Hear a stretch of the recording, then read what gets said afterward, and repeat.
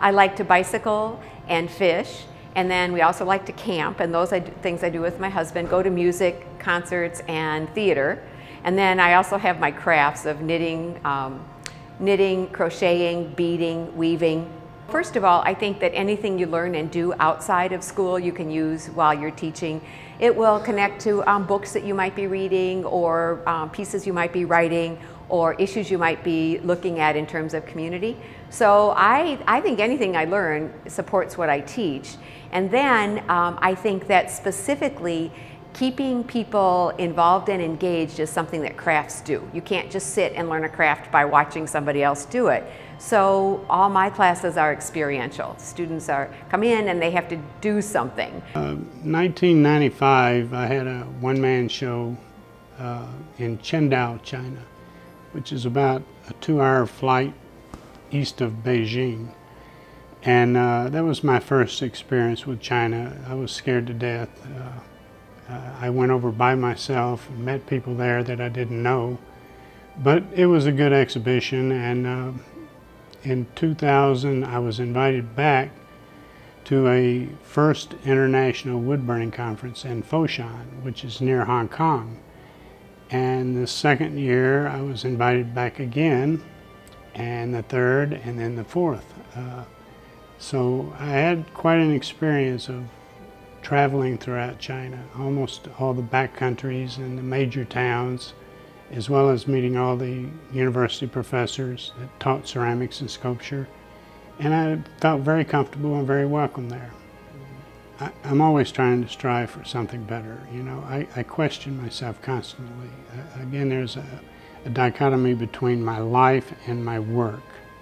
And some people in art call it, especially in Japan, call it wabi-sabi, which is a interaction between the imperfect and the perfect. And you have to have one in order to get the other.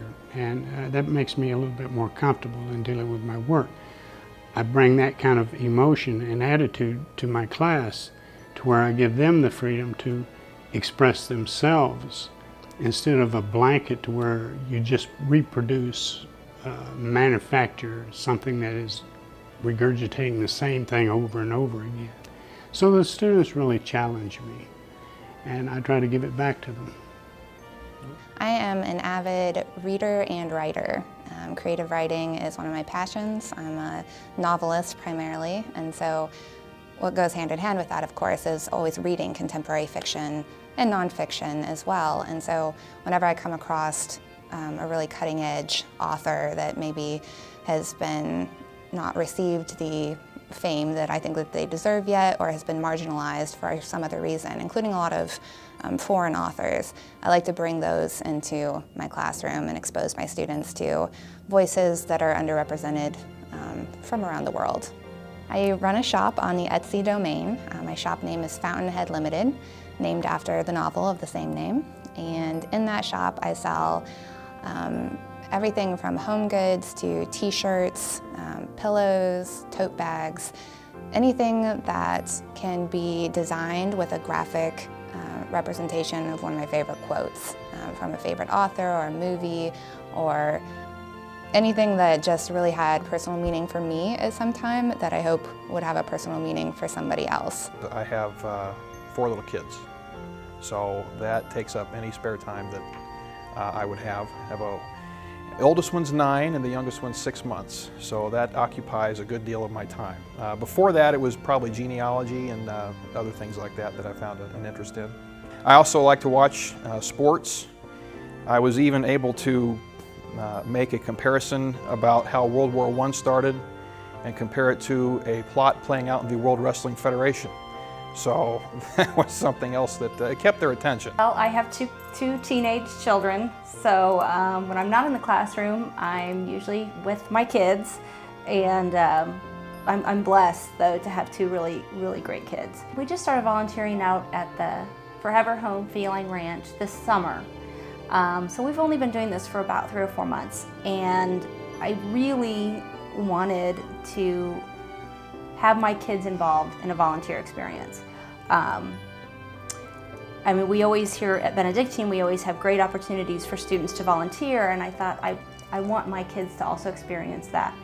And we looked at different options, and both my kids are huge animal lovers, absolutely love animals. So I looked at different things like the Henson Robinson Zoo and the APL, and all of those you had to be at least 18 to volunteer. And of course my kids are 13 and 16.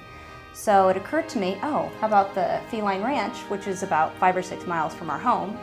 And so I inquired, and we've been going out there 2 Saturdays a month to help clean and clean up after the kitties and make sure their little habitat, their little home is comfortable and clean for them. So I think it's really important for instructors to recognize what they're passionate about and to seek that out so that they have that energy to give in the classroom. Well, certainly my experiences in the professional performing world always give me plenty of stories to tell in the classroom, but I also took a trip to Macedonia in May. Macedonia was part of Rotary International's group study exchange program. I wouldn't even know where to begin to try to talk about a month in Macedonia. I actually have a whole presentation about it that's about an hour long, and I still don't feel like I get all the stories told, get all the information out there. It was amazing, it was life-changing, I was immersed in the culture. I can still say a few Macedonian words, but anyway, yeah. I don't even know where to begin. My name is Barbara McDonald, and I am an adjunct, which basically means that I'm a part-time teacher. And I'm also on the adjunct committee as well as a cooperative education committee. And I've been here about 7 years, and to tell you really how long I've been here, I'd have to tell you this is where I started college, you know, a couple decades ago. I saw an ad in the paper. Benedictine needed a business instructor. And I sent my resume and one of those wahoo cover letters, and Jonah Ramsey said, get in here. The other things that I do and I really like to do, I really like to think. With all of that, I'm fortunate enough to say my mother is in Auburn, and she's at a retirement center, so I get to spend time with my mother, do her errands, and be the daughter that I like to be. I garden, and this year I put in 7 different types of heirlooms. So still got tomatoes coming, love to garden, love to cook, love to take care of my house. I'm fortunate enough to have 3 dogs, 1 cat, 3 horses. I live at the lake, so I've got things to do. I mow, I clip, I put things together. So that's what I do when I'm not at school.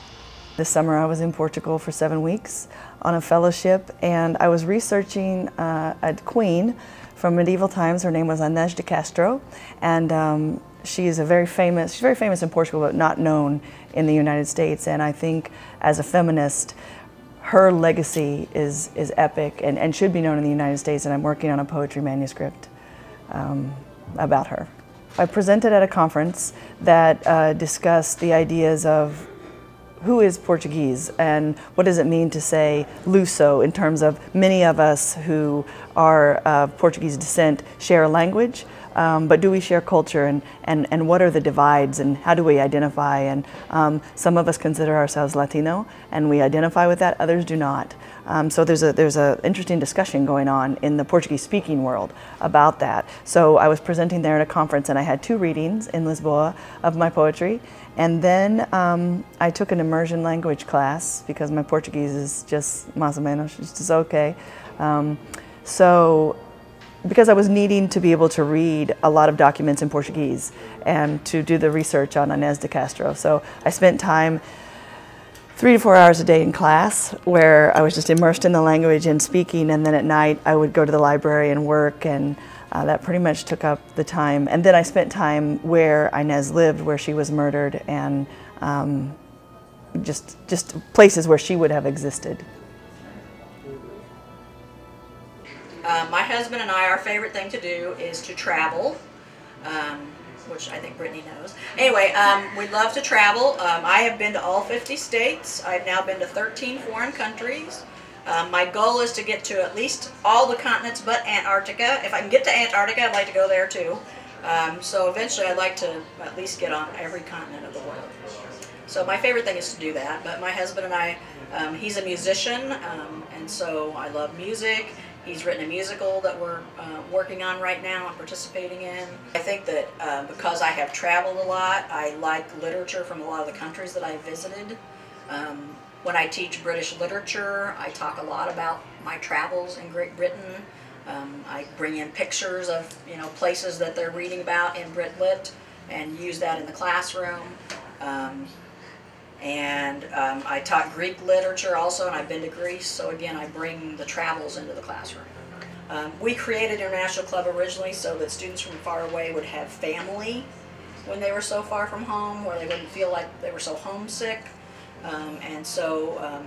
Certainly a lot of my international students become like my kids. I've had a number of them say, "You're my American mom." And one of them, his mother died, and that's what he calls me all the time, his mom. He's now in the Army down in North Carolina.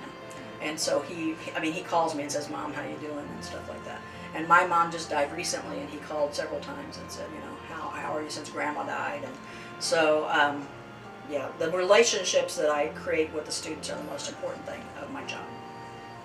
Most of what I'm doing outside of the classroom right now is community theater here at the Muni Opera down at Hoagland, out in New Salem, some in Jacksonville, on stage some, but primarily I'm in vocal direction and music direction. There are times when I am helping to write some of the music and arrange some of the music for original productions, and otherwise I'm helping them to learn their music when they're going to be going on stage.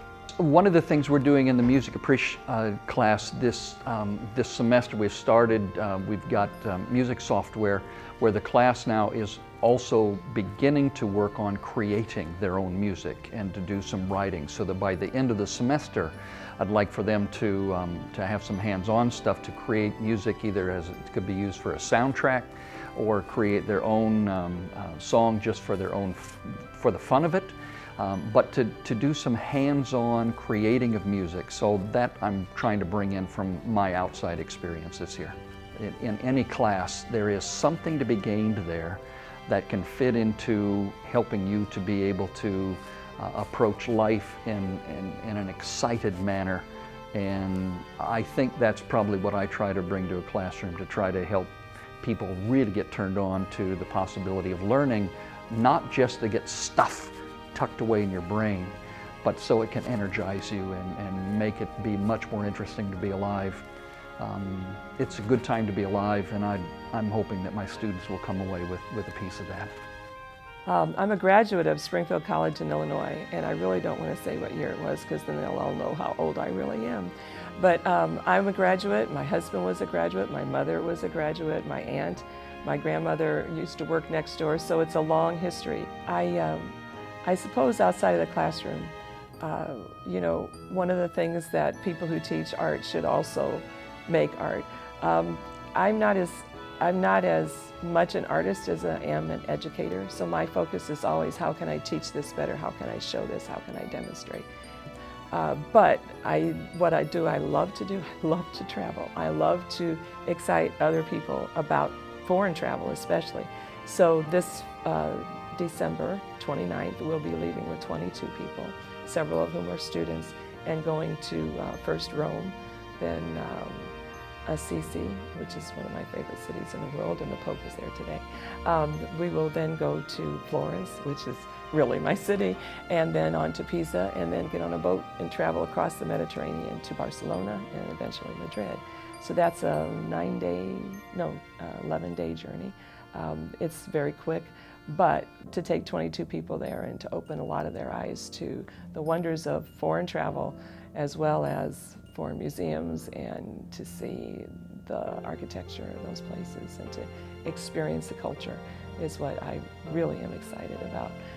Outside of teaching, I pretty much like to do work, handicraft kind of work. I do woodworking, building furniture, refinishing furniture, that kind of thing. About 18 years ago, my wife and I bought an old house in Cass County. It was a fixer-upper kind of thing, but it was advertised as a turn-of-the-century home. and it appealed to us, something that we could redo ourselves and make our own. My end degree is in the field of archaeology, and part of my degree program to earn a PhD was to do field work. So I spent 3 field seasons, 2 in Egypt and 1 in Israel. I enjoy the students here so much. I've taught at a variety of different community colleges and universities, and the students here, they're inquisitive. They want to know more about the world, and that's why I enjoy teaching the history and the prehistory of the world to those students, because they begin to get an idea of where their whole cultural heritage really comes from, and how to participate in society in a more effective way.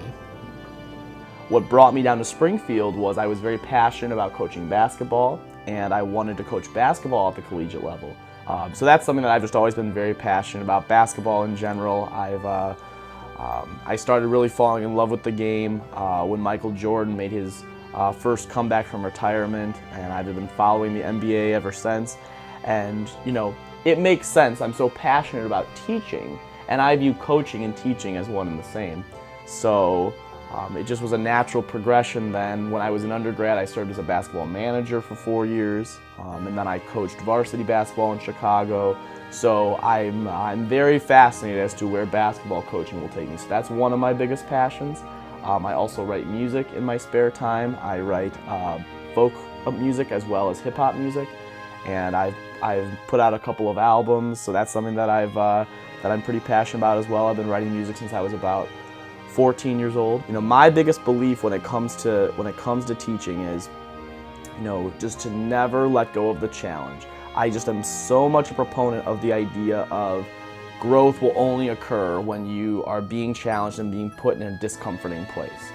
I would never be the person I am today had I not gone through some of the most difficult struggles of my life. But with that being said, you have to go through those struggles, but you have to reflect. Because if you neglect to reflect, then the growth is just severely diminished.